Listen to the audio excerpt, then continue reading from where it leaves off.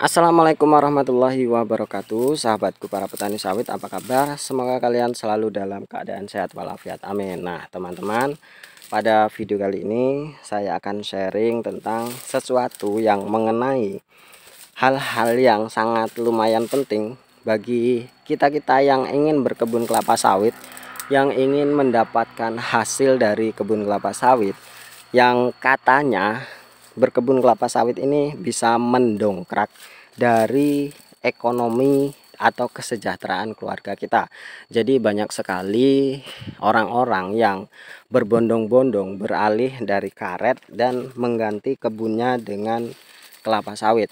Namun biaya dari perawatan sawit sejak mulai tanam hingga kita menghasilkan itu katanya lumayan cukup tinggi. Nah, di sini di video ini bagaimana saya akan sharing bagaimana caranya kita itu berkebun kelapa sawit dengan biaya yang kecil.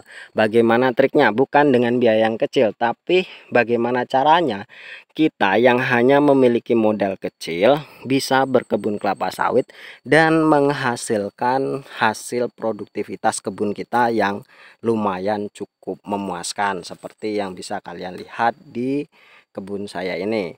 Nah teman-teman, seperti biasa saya disclaimer terlebih dahulu. Yang saya sampaikan di sini hanyalah pengalaman pribadi saya yang sudah saya alami. Jadi saya ceritakan kepada teman-teman bagaimana caranya saya melakukan perawatan kebun saya ini dengan biaya yang minimal atau sesuai dengan kemampuan kantong saya. Jadi semoga apa yang saya sharingkan di sini bisa bermanfaat bagi teman-teman semuanya. Dan ketika saya melihat sawit saya berproduksi seperti ini, tentunya saya tidak bisa tidur dan tentunya saya ingin selalu ke kebun karena ya saya ingin terus melihat hasil dari kebun saya yang sudah saya usahakan selama ini. Dan tentunya teman-teman, ketika kita ingin berkebun kelapa sawit, ya impian kita adalah memiliki kebun yang dengan produktivitas yang tinggi. Namun biasanya seperti biasa, masalah klise kita terkendala dengan masalah biaya. Lalu bagaimana triknya teman-teman? Yang pertama tentunya kita harus memiliki tanah terlebih dahulu. Kalau kita tidak punya tanah ya tentunya kita harus mengeluarkan modal untuk membeli tanah. Ini terkhusus bagi kita yang memang sudah memiliki tanah dan beralih dari karet ke sawit. Triknya teman-teman adalah jangan memaksakan dengan apa yang kita impikan. Jadi usahakan sesuai dengan kemampuan keluarga kita, usahakan dengan kemampuan ekonomi dari keluarga kita, itu yang terpenting. Misalkan seperti ini, ketika kita memiliki tanah 2 hektar, namun kita tidak memiliki penghasilan lain dari tanah itu, misalkan tanah itu adalah karet, maka kita harus menggantinya dengan sawit. Namun jangan semuanya, gantilah 1 hektar saja, jangan semuanya diganti, sedangkan yang 1 hektar masih bisa kita usahakan untuk sekedar kebutuhan hidup sehari-hari. Itu yang penting teman-teman. Yang kedua adalah masalah tentang jangan sampai kita menanam kebun kita ini di bawah naungan batang karet, karena itu bisa menghambat dari pertumbuhan kelapa sawit kita.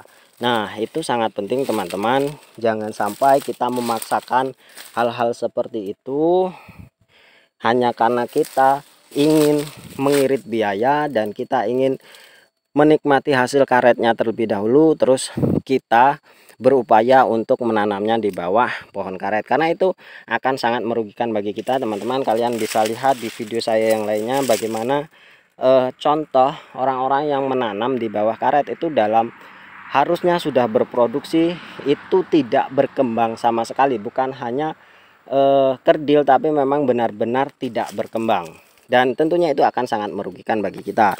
Itu yang pertama. Yang kedua teman-teman, mengapa kita harus sesuai dengan kemampuan?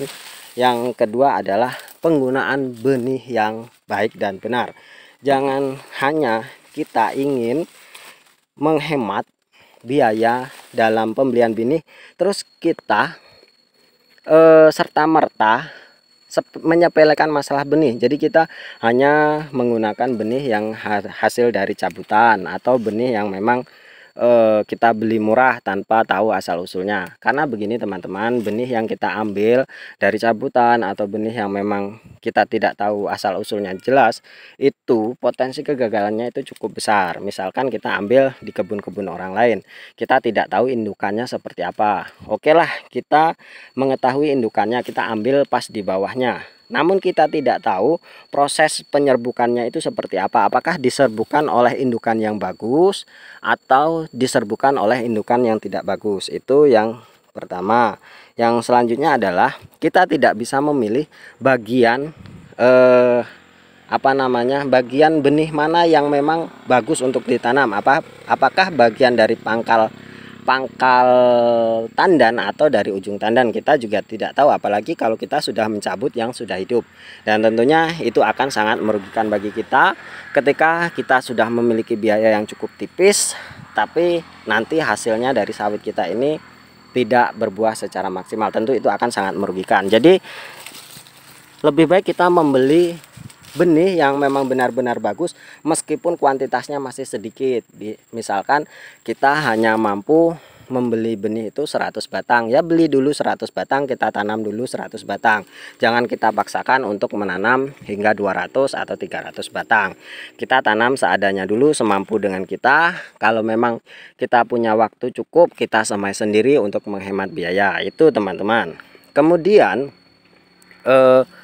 masalah tentang pemupukan. Nah, ini pemupukan. Kalau pembukaan lahan kita tidak bisa mengepresnya teman-teman, karena itu memang kebutuhan yang harus kita lakukan.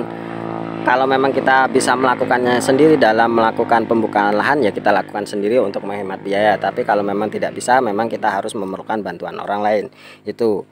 Lalu masalah pemupukan teman-teman, ini yang terpenting. Ketika kita melakukan pemupukan, jangan lakukan pemupukan secara jor-joran. Itu yang saya lakukan. Saya bukan mengatakan bahwa harus mengurangi dosis, tidak. Namun sesuaikan dengan apa yang ada di kantong kita. Kalau memang dari mulai pertama kita alokasikan dana untuk pemupukan itu 100.000 per bulan. Misalkan kita menanam 143 batang, kita belikan pupuk 100.000, berarti mendapatkan 10 kg. Nah, 10 kg inilah yang harus kita tebarkan.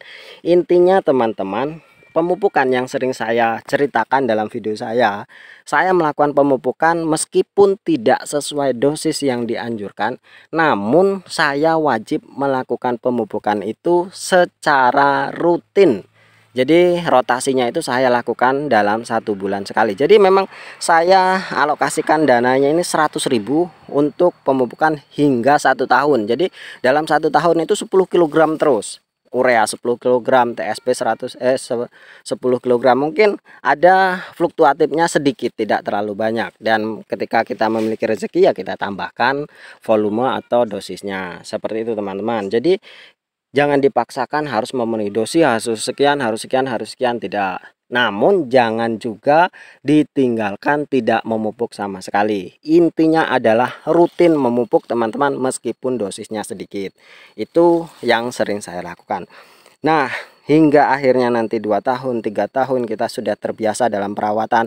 Nanti hasilnya insya Allah kebun yang kita hasilkan ini akan menjadi berkualitas tinggi, karena memang fase kritis, fase masa pertumbuhan dari sawit itu 1 hingga 3 tahun, hingga 4 tahun, hingga 5 tahun, hingga 6 tahun baru kita mendapatkan hasil yang memang benar-benar maksimal.